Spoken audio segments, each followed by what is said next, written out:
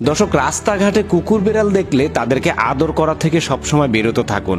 খুব বেশি মায়া হলে তাদেরকে কিছু খেতে দিন দূর থেকে, কিন্তু কখনোই তাদের শরীর স্পর্শ করে আদর করতে যাবেন না, এতে আপনার বিরাট বড় ক্ষতি হয়ে যেতে পারে। ভিডিওতে দেখতে পাচ্ছেন একটি লোক রাস্তার পাশে দাঁড়িয়ে ছিল, সেখানে একটি লাল রঙের কুকুর এসে তার পায়ের কাছে লেজ লাড়ছিল। তখন সেই লোকটা একটু আদর করতে যায় এবং কুকুরটাও তাকে বিলিয়ে দেয় যেন একটু বেশি করে তাকে আদর করে।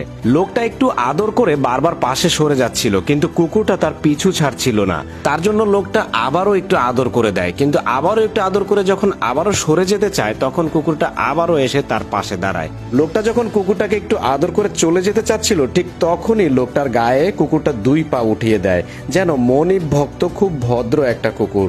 কুকুরটার এত সুন্দর মনিব ভক্তি দেখে লোকটা বুঝতেই পারেনি যে এই মনিব ভক্তির পিছনে রয়েছে চরম হিংস্রতা।